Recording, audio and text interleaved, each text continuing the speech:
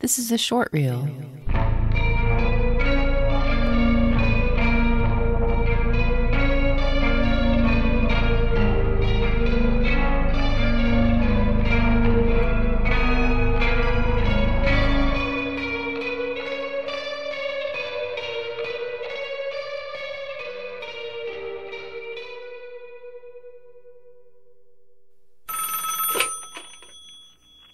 This is a short reel speaking. I am back with you. And tonight, I'm going to explore one final story about the Zodiac Killer, and the only movie ever made to catch a murderer. Zodiac, a name that strikes fear to a city of 2 million. A brain that baffles the world's best criminologists. Zodiac.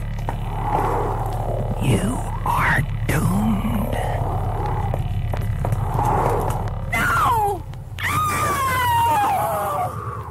Car 29, suspect not in area. Car 83, no contact. Zodiac is crack-proof. The producer of Zodiac Killer was warned repeatedly not to make this film. The San Francisco Police Department urged him not to for reasons of his own safety. Zodiac is still at large. Now see it if you dare. Zodiac Killer in nightmare color.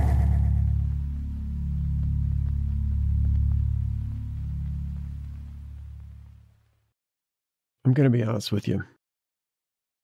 I had a hard time trying to figure out what to say about Tom Hanson's film, The Zodiac Killer, because really I think the story behind the movie is probably more interesting than the movie itself. But I also think I had a hard time trying to come up with something to say about this movie because I didn't trust myself. And in thinking about trust, I kind of unlocked the key of what Hansen's movie is about to me. And I actually even got a friend in on it. And he was ready to talk about it. But he said something to me that made me think twice about talking it out, as if you talk out a film the way that the innumerable film podcasts out there talk about a film. He said, "You've been looking into this case so much to prepare for the Zodiac episode." He said, "Maybe you should try to just talk about it on your own. Maybe it'd be cathartic to kind of get out some of the things that you know that maybe you couldn't say in the episode because, hey, look, I'm not an idiot. It was really fucking long. There were tons of things that went to the cutting room floor, believe it or not, with that episode." The story I want to talk about tonight was one of those things that hit the cutting room floor. And I realized that my friend was right. And that my problem was that I didn't trust myself. I didn't trust myself to have anything to say about this film that would be worthwhile or enlightening or funny or whatever, entertaining. But then I started thinking about the idea of trust, of trusting myself, of trusting other people. I have a hard time with that. I don't know about you. And then I realized the kind of trust that we have in each other every time we step out of our front door.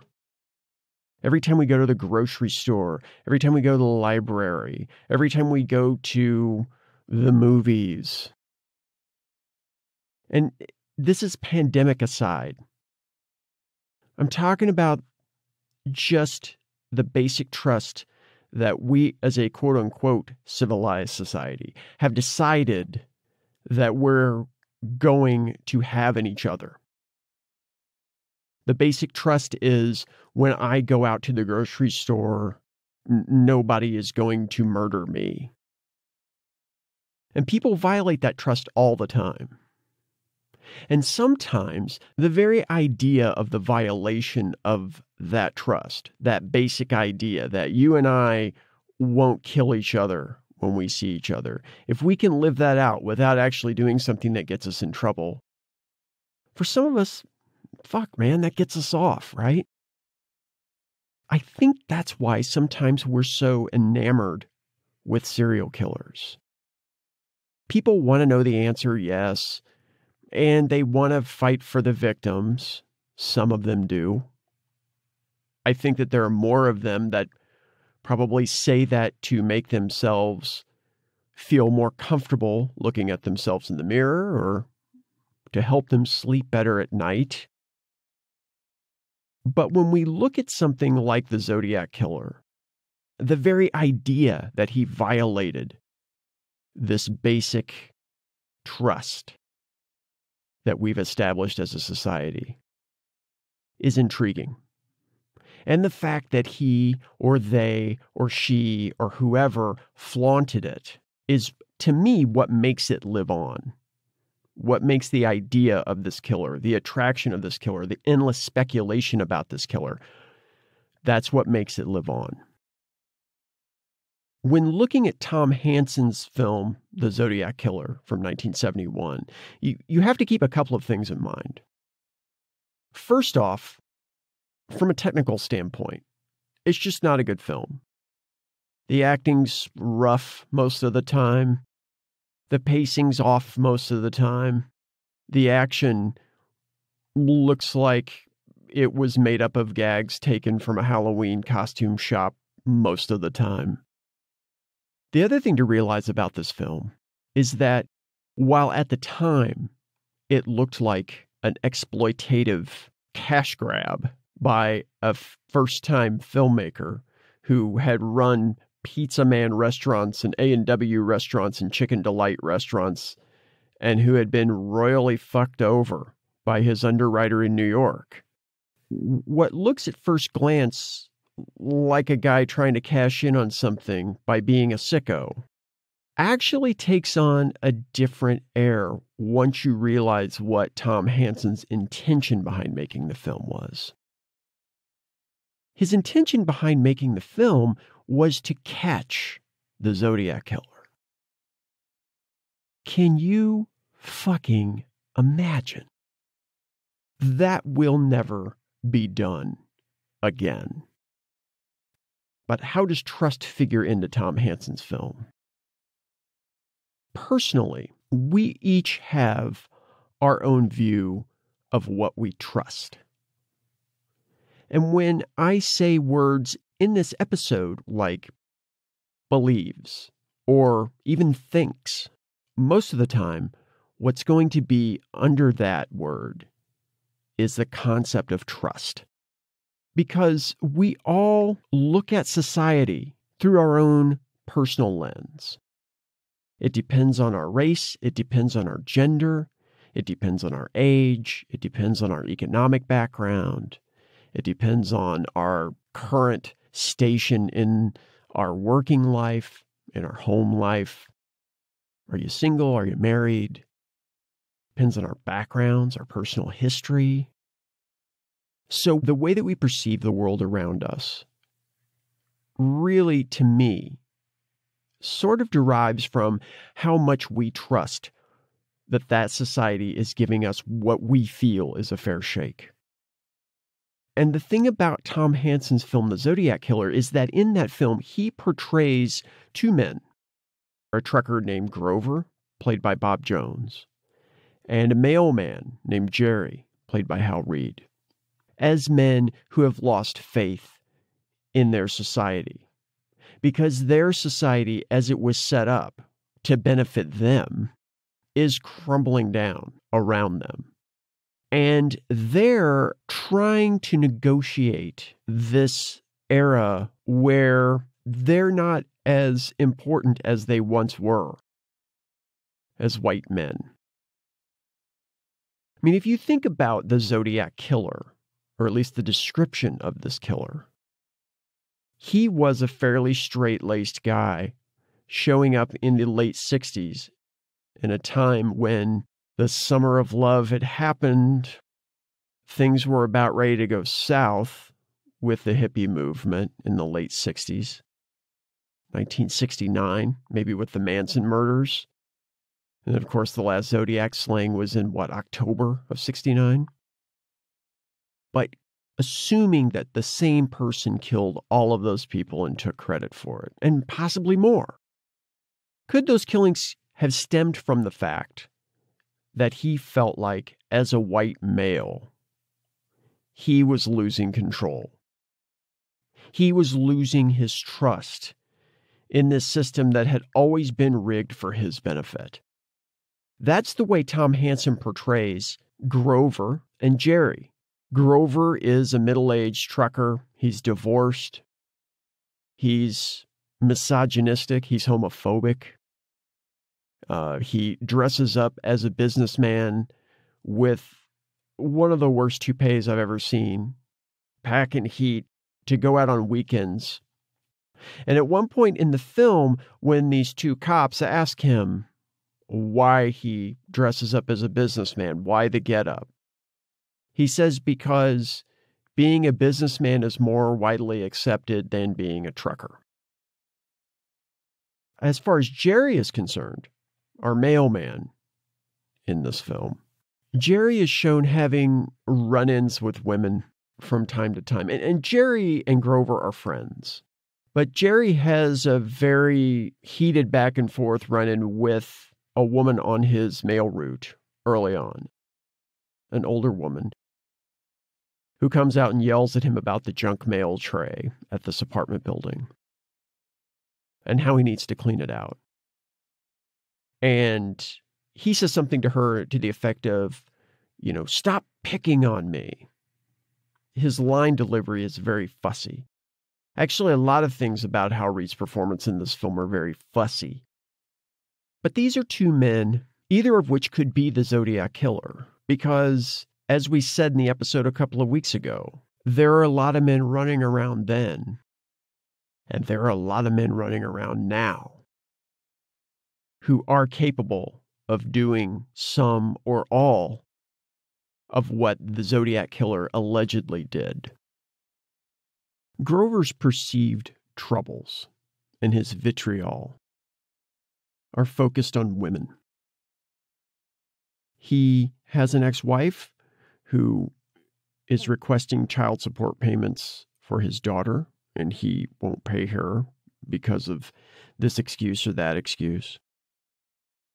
In one early scene, he's at a bar, and he has 4 women around him, of course, dressed as a businessman with the crazy toupee. And Jerry comes in, who is our other main character, and they sit with these women. Each man, takes 2 of these women as dates, I guess. And one of Grover's women tears off his toupee, and he grabs her by the hair and nearly, starts assaulting her right there. Just attacking her until Jerry pulls him off. And in fact, once Grover leaves, Jerry tells this woman, you might want to go out the back way when you leave. His anger sticks around. It's after this that we see another killing by the Zodiac, so we're kind of led to put 2 and 2 together that Grover could be the Zodiac Killer, because out of this frustration, he goes out and takes it out on this couple who are up near the reservoir. It's a red herring, obviously, but it's put together that way.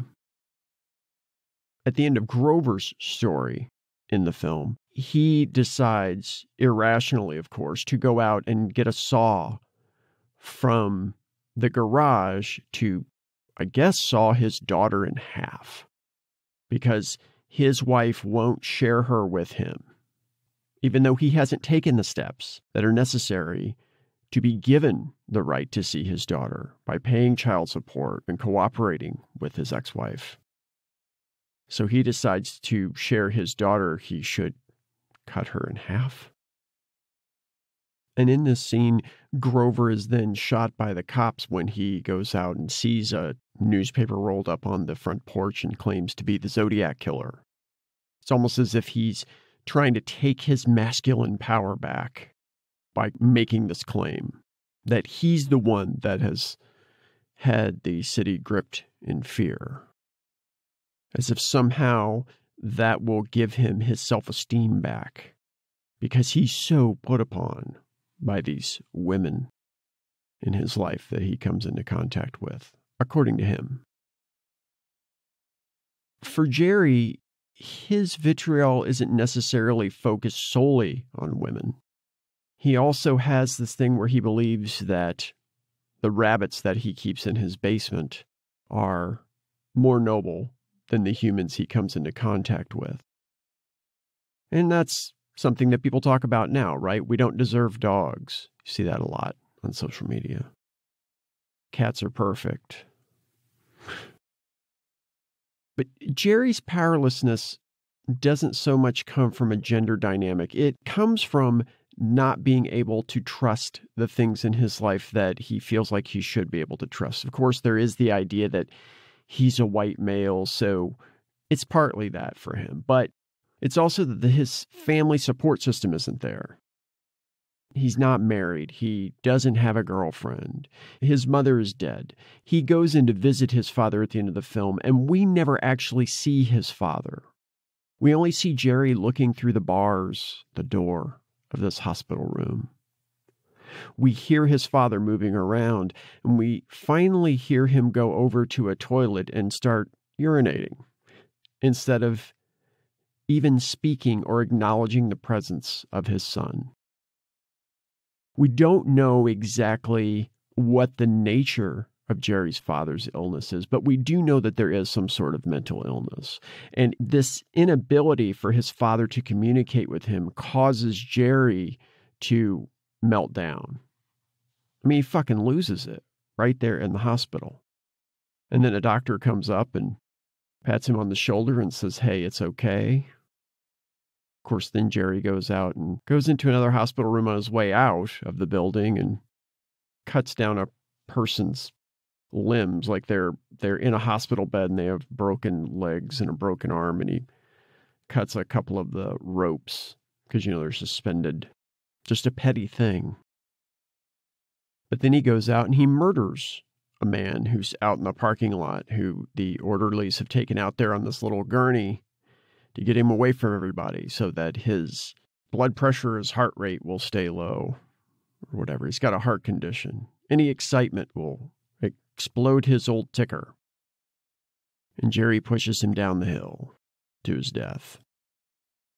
The position that director Tom Hanson found himself in at this time could be kind of a gateway to looking at the way Jerry and Grover are portrayed.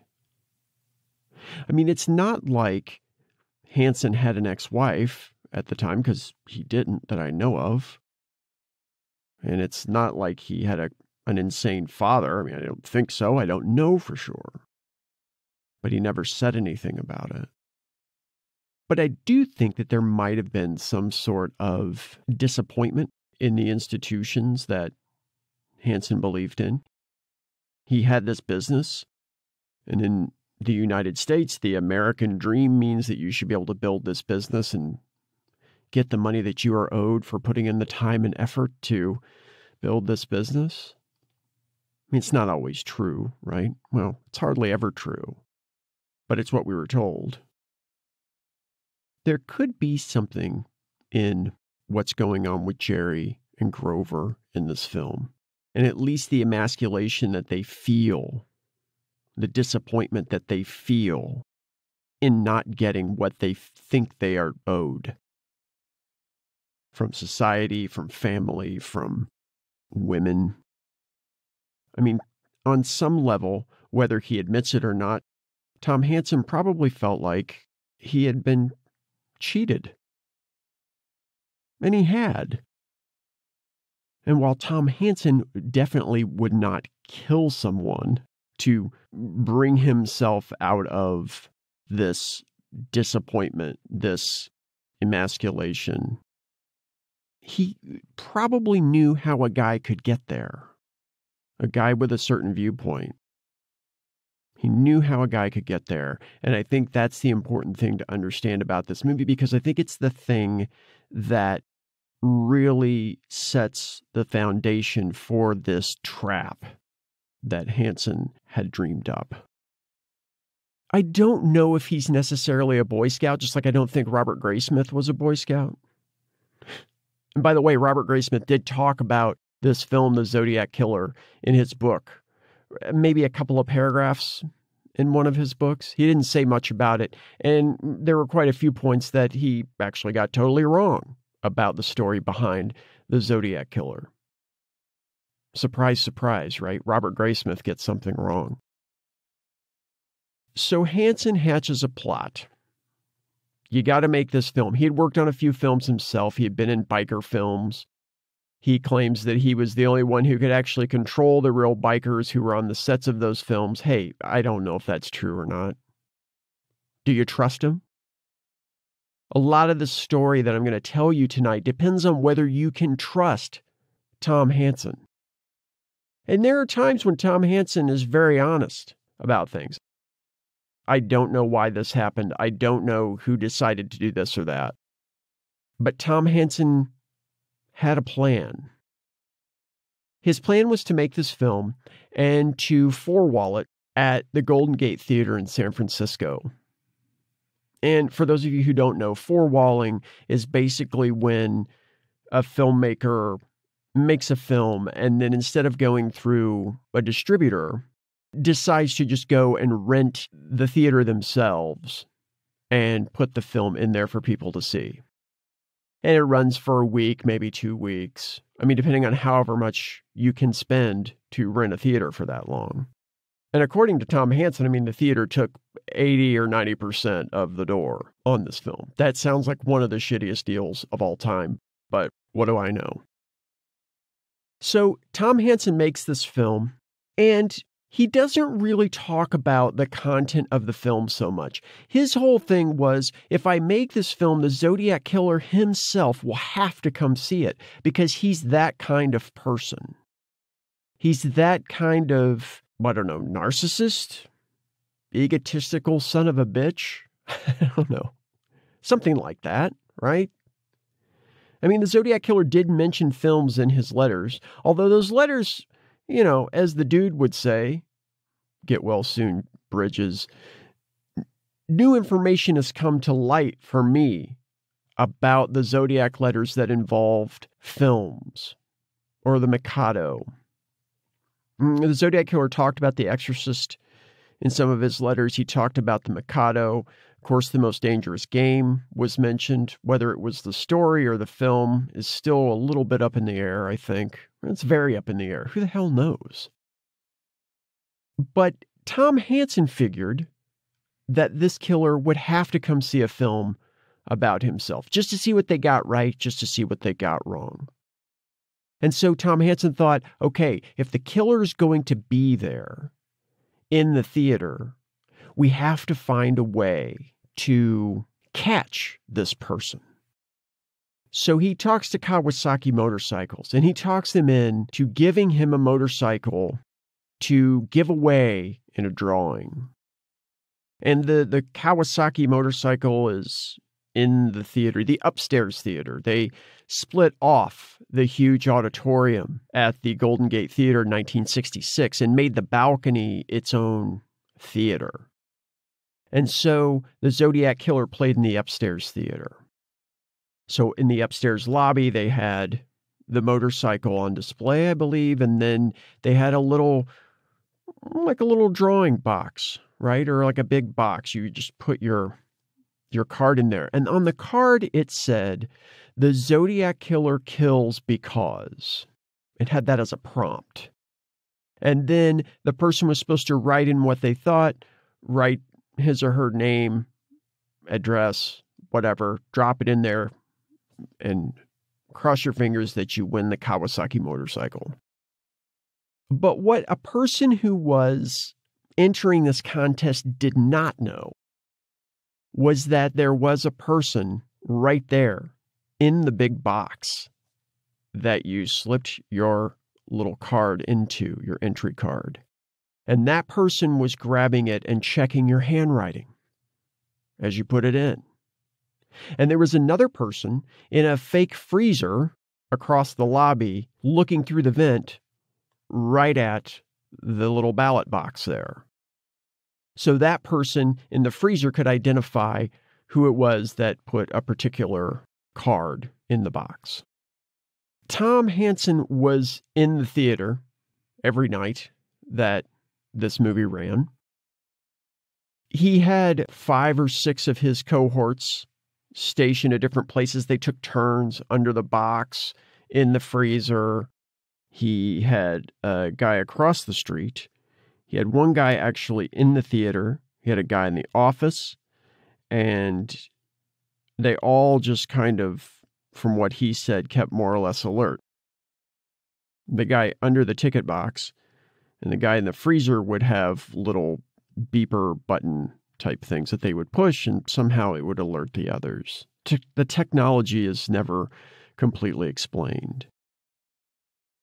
One of the guys almost died, according to him, in the freezer. They got him out just before he went into unconsciousness, because even though the guy was right near the vent in the freezer and Hansen thought that he could breathe the air coming in from the lobby, the guy almost passed out.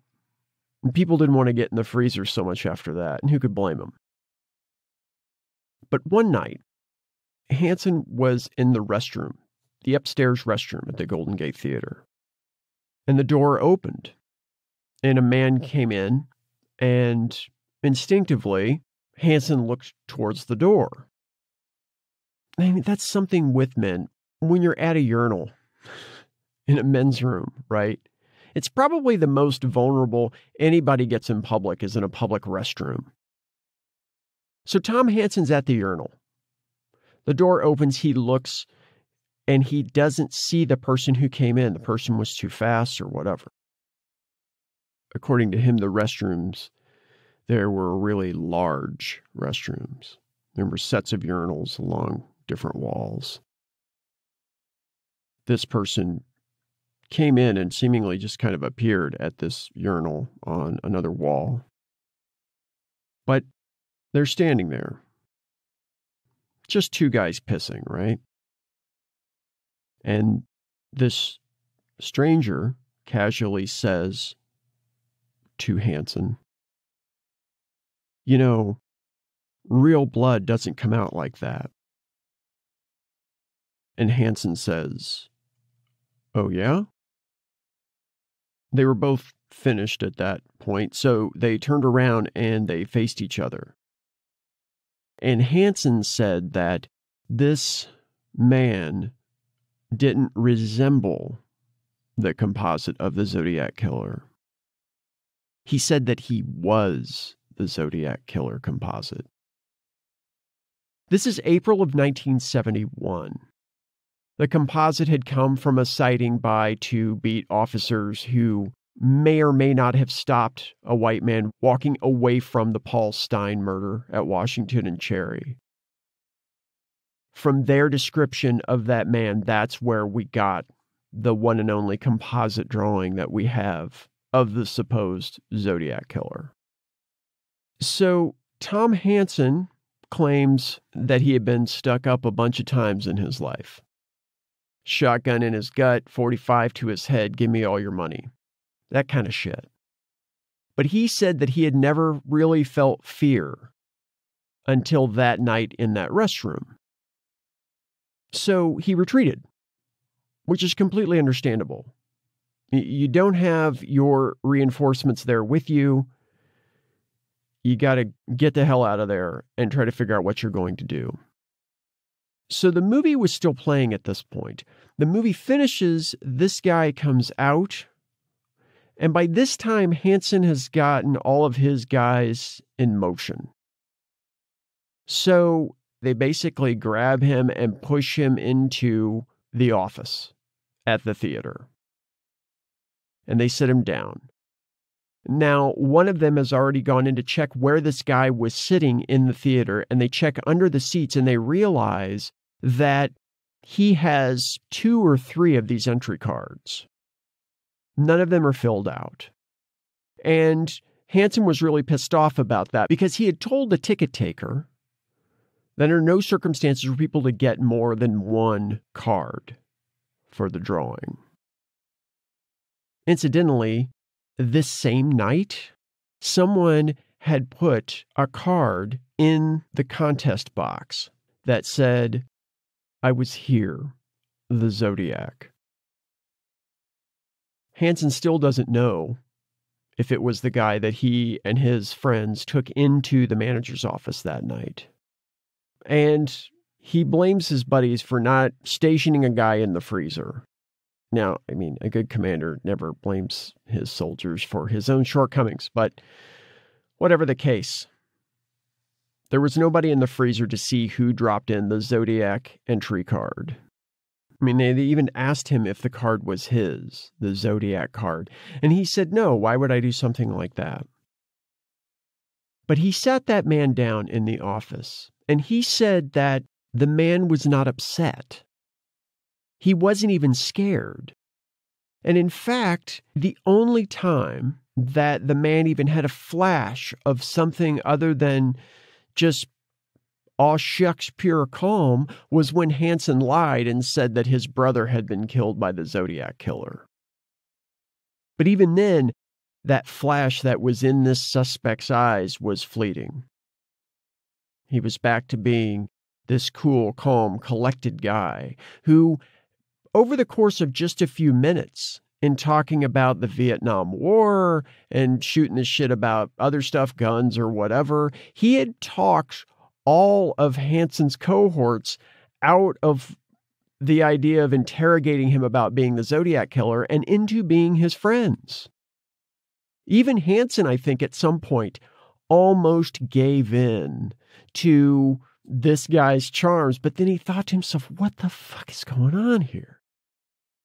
And that's when the false claim about his brother being killed by the Zodiac came out. Hansen claims that he asked the guy a few questions. He said that he was a very interesting guy, but that he was very strange. He didn't have a driver's license when they grabbed him. But he was wearing black boots, much like the wing walker shoes that have been touted as possibly being the Zodiac's. They let the guy go that night. I mean, what could you do? Citizen's arrest? Based on what? But Hansen was convinced that he had found the Zodiac Killer. Now, we've gone down a path here, and I know you're probably saying to yourself, what does this have to do with trust? Why did I wade through that long fucking preamble and wait to get to this point where you're talking about the story behind this film? I believe that there were things that Hansen put in his movie to try to let the killer know, look, I understand where you're coming from. I understand how a person could feel so put upon and get into a certain frame of mind that would lead them to kill. You can trust me. I mean, there's always this thing with cops, and it's a lie, right? But you've seen the detective shows, you've seen the true crime shows. When you're interrogating someone, you have a cop interrogating someone, and they say, just tell me the truth. Help me to help you. I mean, that's always a lie, right? Because confessing to something, whether they did it or not, a suspect confessing to something is going to jail. Shit, they might even get the death penalty, or life in prison, or jail time, or probation, or whatever. But confessing is not going to help them necessarily. But Tom Hansen's film is something is trying to establish trust with this killer, while also needling him a little bit. I mean, there are elements in the Zodiac Killer that even Tom Hansen himself admits were just made up bullshit, right? The fact that Jerry the mailman has a basement full of rabbits in cages that he loves, and he says when one of them dies, so many terrible people still live on, and yet you had to die. Fluffy, or whatever the fuck that rabbit's name was. There's also an element of some sort of occultism in the film that was made up bullshit. But that's to needle the killer, right? That's to get somebody to say, well, that's not true. It's also to kind of give in to the audience's expectations of the Zodiac Killer, or a filmic representation of the Zodiac Killer, right? I mean, this movie came out about 6 months before Dirty Harry. And Dirty Harry, as we talked about, was very much modeled on the Zodiac case, but with a law and order bent. Who needs due process, right? Remember what Toschi said about that in Fincher's movie Zodiac. So Tom Hanson was trying to build up a rapport with the killer and saying, you can trust me, but also giving in to the audience's expectations of, you can trust me to deliver an entertainment to you, to deliver things that maybe you don't know. And granted, we, the collective we, didn't know a lot of things in 1971 about the Zodiac Killer that we would know now. You know, like, for instance, that he or she or they might have been taking credit for things that they didn't do. But Tom Hanson tried to build up trust with the Zodiac Killer by saying, yeah, you're misogynistic, but I know where it comes from because you're so put upon by these evil women yelling at you and nagging you and all the time. Poor you, poor white guy. There's no room for the white guy anymore. All this horse shit. At one point in the film, Jerry has a conversation with his next door neighbor who's this old man, and he's trimming the bushes. And as the conversation goes along, it's clear that the old man is lecherous. He talks about how once a woman gets past 20, they start going down the wrong path. He talks about it after a woman hits 20 years old that he doesn't really like them anymore. They're not worth anything to him. That's when they start getting mean. That's when they start thinking for themselves. As Jerry walks away, this old man looks at him and says, remember, if you have any leftovers, pass them on to me. I like them plump and juicy and dumb. How many men at that time would have said that? A lot. So Tom Hanson, when he had this suspect in the office that night at the movie theater, he probably, somewhere in his mind, possibly, maybe, thought, I've done enough here to really be able to talk to this guy and really figure out if he is the Zodiac Killer. But Tom Hanson was trusting his cohorts to be there when he needed them.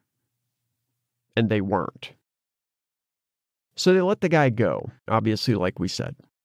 I mean, the police weren't involved at all in this, even though Graysmith claimed in his books that the police were involved. He claimed that the reason that they had a suspect was because they found the guy masturbating in a restroom after one particularly violent scene in the film. That was untrue. And it's not like they could really go to the manager of the theater. I mean, the manager, according to Hansen, didn't even really know what they were doing. I mean, the ice cream freezer we were talking about earlier, Hansen brought that in when the manager wasn't there and set it up. So, talk about trust. I mean, Hansen definitely violated some trusts when trying to set this whole scheme in motion. Hansen wasn't ready to let the issue go quite yet, though, because he really thought he had the guy. The guy had mentioned offhandedly that he was staying at the Astoria Hotel. So after talking to his guys and eating dinner, Hansen called over to the Astoria and called this suspect's room. I call him the suspect because I don't know his name. Hansen claims that he kept calling that night, but he was out until 1:30 in the morning. And by this time, Hansen had talked his guys into saying, okay, here's what, we're going to take one more shot at this. We're going to break into this guy's room and just see what the fuck is going on. Because in Hansen's mind, this guy, if he was the Zodiac Killer, then he very likely would have had souvenirs from the killings. He probably would have had the hood from the Lake Berryessa attack. He was going to try to find some physical evidence if this guy wasn't going to be in his hotel. But at 1:30 in the morning, this guy finally answered the phone. And Hansen said, this is the guy over at the theater. I just wanted to offer my apologies for bothering you." And the suspect said, "Yeah, they said you had called here, and it's okay. I'm fine. No bother." It's a strange response, right? That doesn't mean that this guy is guilty. It just means that he might be an odd guy.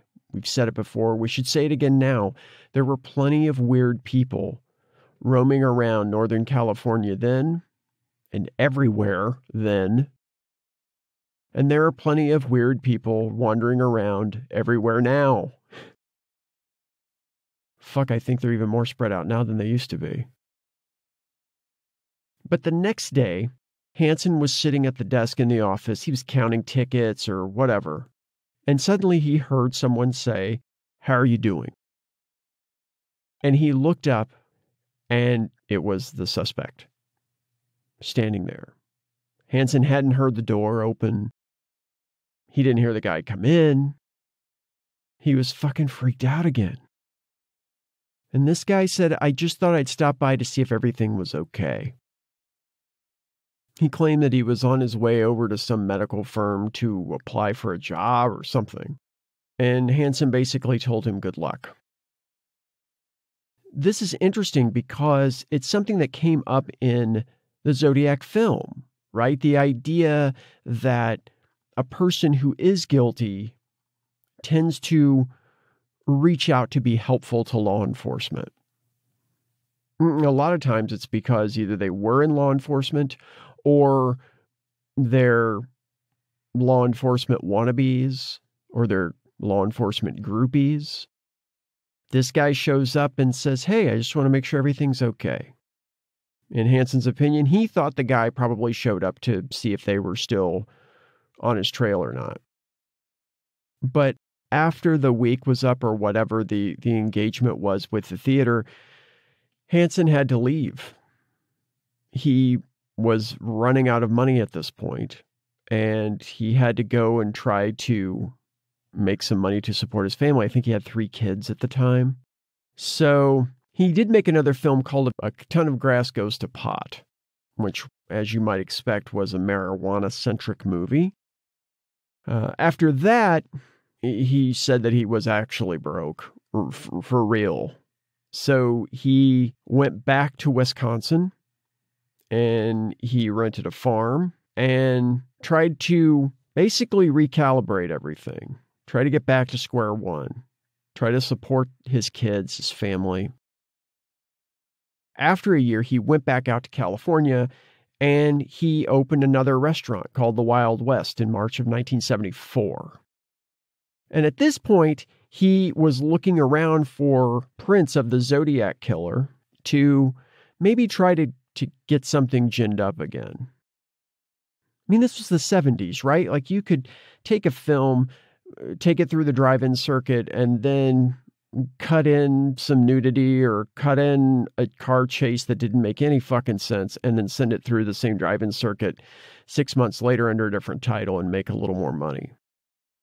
So he's forgiven, right? For thinking, hey, you can go back out here and maybe get this film up and running while you're doing your restaurant business and get something going again. Maybe even check in on this guy, this suspect that you were on to. But it turned out that the prints for this movie were gone. And the guy who was supposed to be distributing this, a guy named Billy Fine, never gave Hansen a dime of the money that was made from the distribution of the Zodiac Killer. And according to Hansen, Fine also screwed Tommy Smothers of the Smothers Brothers out of money from a movie he made called Another Nice Mess, which was about the Nixon administration. So Hansen decided that he was going to try to maybe set another trap for this guy, this suspect. And at this point, he's thinking that this guy at least probably killed Paul Stine, but he didn't know if he had committed the other murders. And Hansen decided to go back to San Francisco to try to figure out where this suspect was at that point. He got hooked up with these 2 detectives from Oakland, and apparently a man from the intelligence division at the San Francisco Police Department And then apparently the detectives also had a handwriting guy. So, basically kind of all the usual suspects pretty much, just not all official. In fact, there's kind of some controversy as to whether Hansen was supposed to pay the detectives up front. He says that, if they caught the killer, recut the movie and got it out, that he would give them a cut of the sales. Because the idea was not entirely altruistic, right? The idea was to catch the Zodiac Killer, and that, in turn, would make the ending of the film. As the film stands today, we just see Jerry walking down the sidewalk with a maniacal monologue going through his head in voiceover, and when he turns a corner, it says, "This is not the end." It was the end of the film, but it wasn't the end of the case. And Hansen's idea was that catching this guy 3 years later or whatever, and putting that as the end of the film, that would mean that it would make him money, and then he could maybe be rocketed on to do some bigger budget, better movies. He knew that The Zodiac Killer was not a good film. I mean, I think his quote was, when you're working with so little money, it's not going to be Gone with the Wind. In my mind, thank God for that. So he was working with these two investigators, and in his version of the tale, Hansen said he wasn't going to pay them, but he would cut them in. And so, in his version of the tale, they knew from the get-go that they weren't getting paid. At least, not up front. That's something else that Graysmith got wrong. In Graysmith's book, he said something about Hansen having pledged $100,000 to these detectives if they caught the Zodiac. But according to Hansen, he had never pledged anything, either in writing or just orally. He was just up there, trying to do this on his own dime, because he was still pretty flat broke. I mean, he had opened a restaurant, but everybody knows how trustworthy the restaurant business is. So according to Hansen, somehow he found out where this suspect was working. And he sent him a postcard, I guess, at his work. He's never entirely clear about this, but he sends this guy a postcard and he says, "Hey, you've won this prize. Where do you want me to mail it?" Just in order to try to get his address. And the guy sent him a postcard back. So he had a sample of his handwriting at this point. And Hansen sent the suspect another postcard saying that he had to sign for what he had won. He was trying to get his address, but he was also trying to get his fingerprints. So they got his address, and Hansen sent two guys over with this prize to have him open it. Now, the plan here was kind of smart, I guess. I was going to say ingenious, but obviously it wasn't all that ingenious because it didn't work. But the plan was to have this guy open this box, take this prize out of it, and handle it only for the two guys who had shown up on his doorstep with it to go, "Oh shit, that's the wrong prize. Sorry, we need to take that back. This is really embarrassing, but we'll take that back and then we'll bring the real prize to you. Sorry about that." A clerical error, or Jim Bob fucked up at the shop, or whatever. So they show up at the apartment. They give him this box. They're sitting in his living room, and the guy goes into the kitchen for what seems like a really, really long time. He comes back out. He looks at the prize. They go through with their whole plan, the whole fold-a-roll about, "It's not the real thing. Sorry about that. We'll get you the right one. We promise." Speaking of trust. Don't trust two guys showing up on your doorstep with a prize, especially if it turns out to be the wrong prize. So they take it back. The police try to dust fingerprints off of it, or someone at the lab tries to dust fingerprints off of it, and there are no fingerprints on it. None. And they figure out that when he went into the kitchen, he may have put something on his fingers to disguise his fingerprints. But during this time, one of the detectives actually went to the suspect's place of work, and it was at the Bank of America, and asked for his personnel file.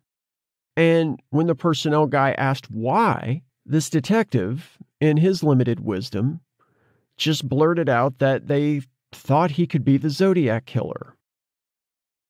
So this suspect was fired from the Bank of America. Hansen was livid at this, by the way. He was just unbelievably livid. And why wouldn't you be? I mean, you trust these detectives to do their job, and they don't do it. And we talked about this when we were talking about Fincher's Zodiac. One little fuck up in the process ripples outward. And this was one of those fuck ups that probably rippled outward. At this point, Hansen thought that he was going to get sued. But the guy never did. Although he did say that they chased him one time, and his wife was driving the car, and Hansen said that she really fucking put it to the floor, right? She got up to like 90 miles an hour or something, according to him. But still, he never called the cops. He never did anything to retaliate against them. The thing about this suspect being married is also kind of an interesting side note.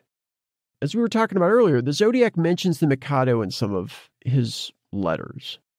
And there's a line in the Mikado that's something to the effect of, he must marry a bride of the Orient. And when Hansen finally found this suspect in Daly City, California, he found that he was married to a Japanese-American woman. Now, who knows if that means anything, right? I mean, the thing about this case is it's one of those kind of Rorschach tests. You can look at this case and you're going to see all these different suspects' faces in it, depending on what attributes you choose to focus on. This is it's almost like a fluid picture, this case. So even Hansen admitted he didn't know if that had anything to do with it, but it was a coincidence, or in his mind, seemingly a coincidence that was worth noting. But Hansen said there was something else that was interesting to him about this suspect.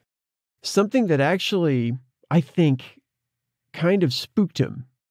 Not as much as his encounter with the guy in the restroom or his demeanor with his buddies in the office at the theater that night, but it was kind of a spooky, weird coincidence.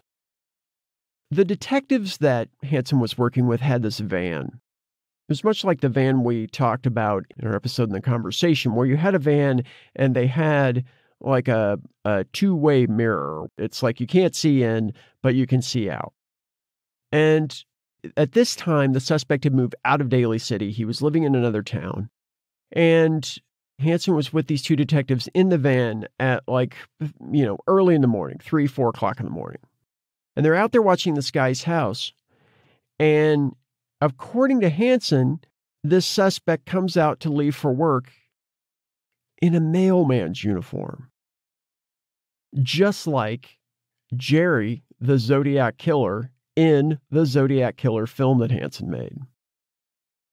Now, Hansen claims that he had the bag and everything over his shoulder going out of the house. Now, I don't know. I don't know the ins and outs of the mail carrier system back at that time.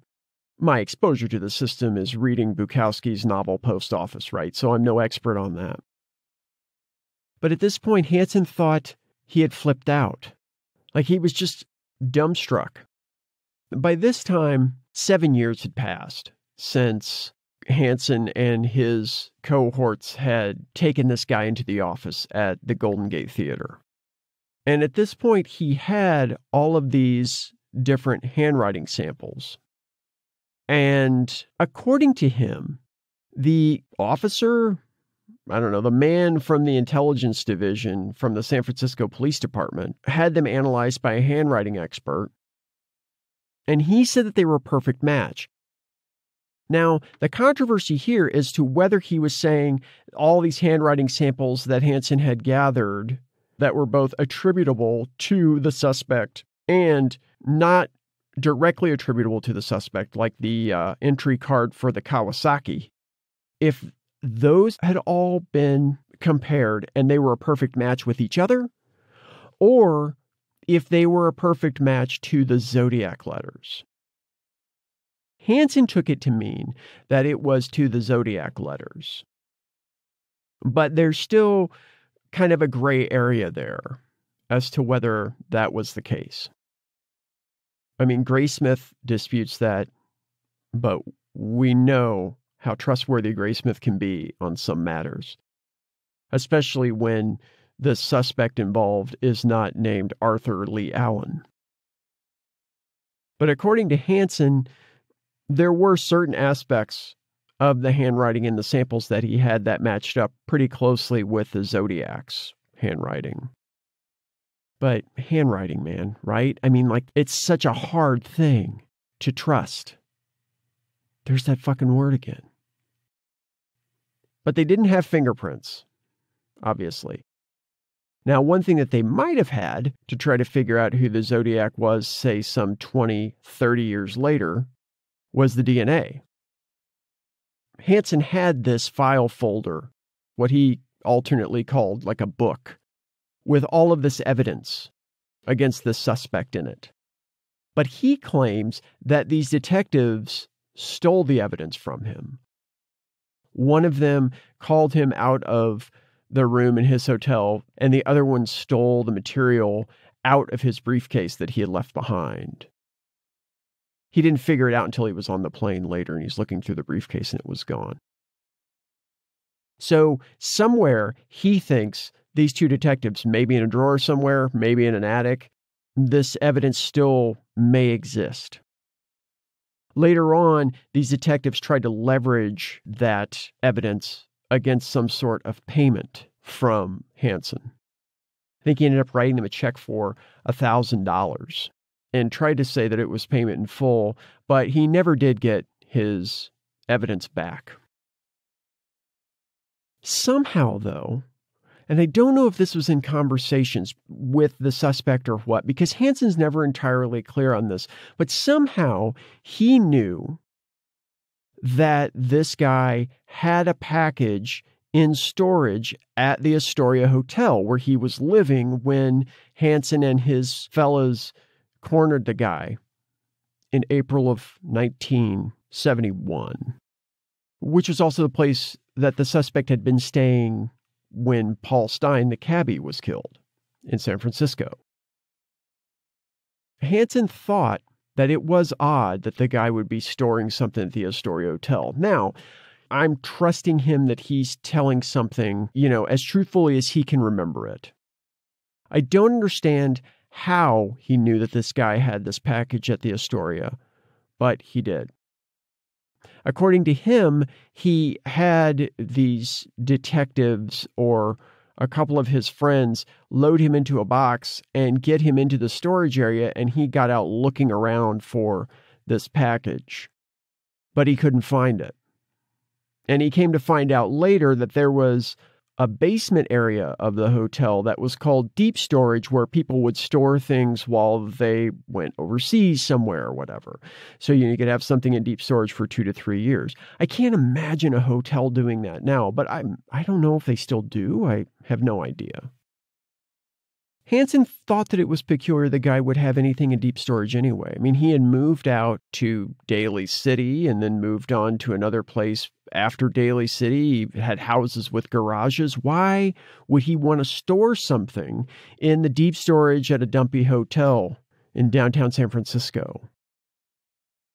Now, Hansen's theory is that it was souvenirs and evidence surrounding the Zodiac killings. Or at least he thought it was possible. By this time, it's 1978. So, according to Hansen, the police department was going to do a John Doe warrant on the Astoria Hotel, which is basically like to just go in and see if they can find this package and see if there's anything in there that relates to the Zodiac. But, and again, you have to trust Hansen on this because he's the guy telling the story. According to him, the day that they were supposed to serve this warrant and figure this out, the forged Zodiac letter was delivered. The letter that basically busted Dave Toschi from homicide detail and a fast track to the chief's desk. It busted him from that to pawn shop detail and derailed his career. After that, they never served that warrant, according to Hansen. So he had to go back to LA and work. I mean, he was renting cars in San Francisco, trying to find places to stay. He had to go back to Los Angeles to go back to work. In the end, does Tom Hanson think that he caught the Zodiac Killer? I think for Hanson, he thinks he caught maybe a Zodiac Killer or a person who committed a crime that was attributed to the Zodiac Killer. And maybe a guy who wrote some of the letters. Who knows? The idea that Hansen had was that he would do another film in which he would go find Joseph Mengele in South America. It was kind of like this whole idea that he would make these films where he would go and find people that law enforcement couldn't find. It's kind of a neat idea. I don't know if Tom Hanson is the guy I would send to do it, but it's a neat idea. In fact, he claimed that he was going to try to run the Zodiac Killer in theaters again in the 1990s, early 2000s, whenever they caught the BTK killer. His idea was that he would run the film in hopes that the BTK killer would show up at the theater. And I guess he would tell in advertisements on the radio that he thought the BTK killer was the Zodiac Killer, just to kind of needle him, to draw him out. Not as much trust in that plan as I think he tried to execute in the Zodiac Trap plan. But as he was looking for a theater and trying to plan out how he was going to set this trap yet again, lo and behold, the BTK killer was identified and arrested. You know, there are a couple things you should know about Tom Hanson in closing this out. One is that he claims that he found a cure for cancer 35 years ago, involving some sort of machine that heats up the tissue. It's like some sort of an oven type thing. I'm not exactly sure. So when you're evaluating his claims about whether he actually caught the Zodiac Killer, you might want to keep things like that in mind. Even if you don't trust Tom Hanson's version of the story, it's a fascinating story. And as I said, it's something that's never going to be replicated again. It will never be replicated again. No one will ever do that. I think the closest thing we've probably come to in recent years would be, well, you had the Thin Blue Line, which actually got a man off of death row, I believe. And then there was also some back and forth over how to make a murderer making a murderer. Whatever the fuck that was called. But I don't know that anyone will ever make a film to set a trap for a killer ever again. Apparently, there's a documentary in the works about Tom Hanson's story, and I hope that that documentary sees the light of day one day. I guess, though, in the end, like with Tom Hanson, it seems like he was just like all the other investigators that have been associated with the Zodiac case. He caught a guy because he saw things that he wanted to see, and he never had all of the ends sewn up that he needed to sew up to really honestly say, in a court of law, let's say, that this guy was indeed the killer. But he was certain that he was. And it just goes to show, again, there were so many guys wandering around that were so capable of violating the basic trust that you and I depend on when we go out to the grocery store, even in normal times. When we cross the parking lot in the middle of the night after getting off a long shift at work, or leaving the movie theater, we trust that someone's not going to come up behind our car and come to our driver's side window and shine a flashlight in and start shooting us. I mean, Tom Hanson found a suspect because I think on some level he needed to. He had been so fucked over in his business dealings, and he claims that he wasn't fazed by it, that he was disappointed, but he wasn't so fazed by it. He just did what he had to do. He wanted to make movies anyway, so he made movies on the way down. But I think Tom Hanson needed to believe in himself again. I don't know if that was worth harassing a guy who may or may not have been guilty for nearly a decade. Did he catch the Zodiac Killer? Who knows? The Zodiac Killer is now available on Blu-ray from the American Genre Film Archive, and the other primary source for this episode is a long-form interview with Tom Hanson on the website Temple of Schlock. Both the Blu-ray and the interview will be linked in the show notes.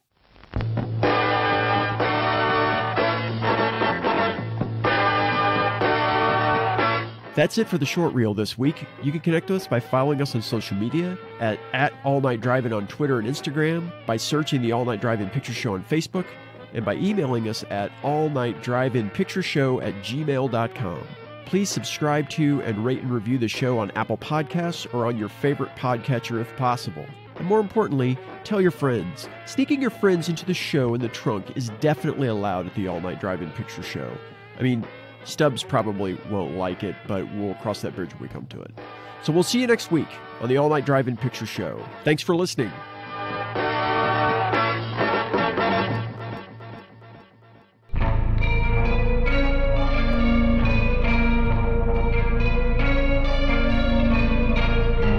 The Short Reel is edited and produced by Markham Harvey. Our theme song is by Burning Mirror and edited by The Night Watch. I'm your announcer, Lila Pseudonym. This has been a Clown Business Coalition production. Thank you and good night.